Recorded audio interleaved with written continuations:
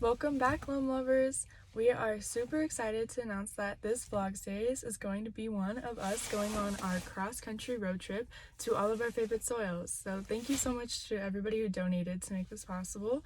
Our first destination is Zion National Park in Utah, where my favorite soil is located, the Loam soil series, and I can't wait to share it with you guys.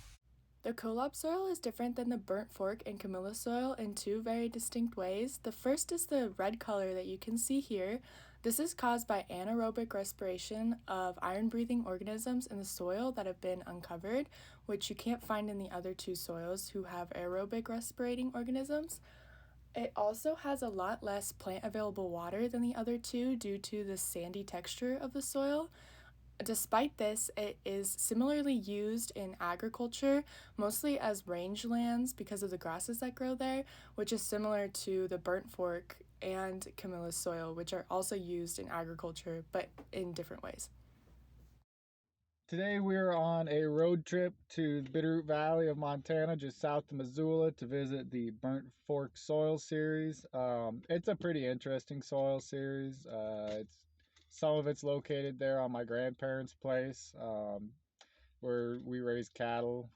It has some agricultural importance.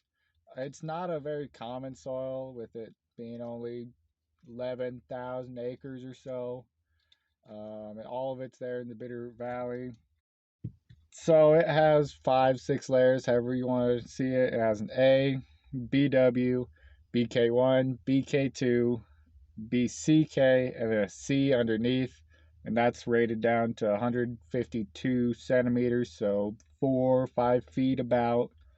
Not a lot of rocks in it, especially in the upper layers.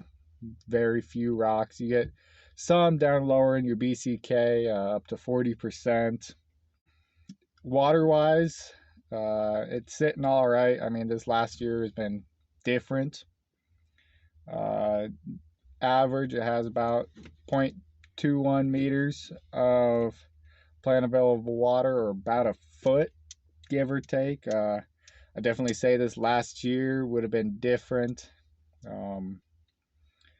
But this particular patch of soil that I looked at is actually irrigated quite well. Comes out of irrigation canal that Marcus Daly built about 100 years ago. And we didn't have any problems, but I know a lot of other people did. So yeah, it's a little bit about the Burnt Fork Soil Series. Next, I believe we're heading to New York, and we'll let Jackson talk more about that. Have a nice day. Now arrived in New York at the Camilla series soil, which is part of the typic Eutrudeps family, and it's a silty loam soil that is primarily used as farmland, even though it's best suited for forestry. And it differs from the burnt fork and Loam soils because it has a surplus year-round compared to their soils, which are a lot drier, and the burnt fork, which has surplus part of the year when the snow melts, but the Loam does not have surplus at all throughout the year because of how dry it is. From the name typic Eutrudeps, we can tell that it is an inceptisol, meaning that it's a younger soil, and that it's also a eutic soil.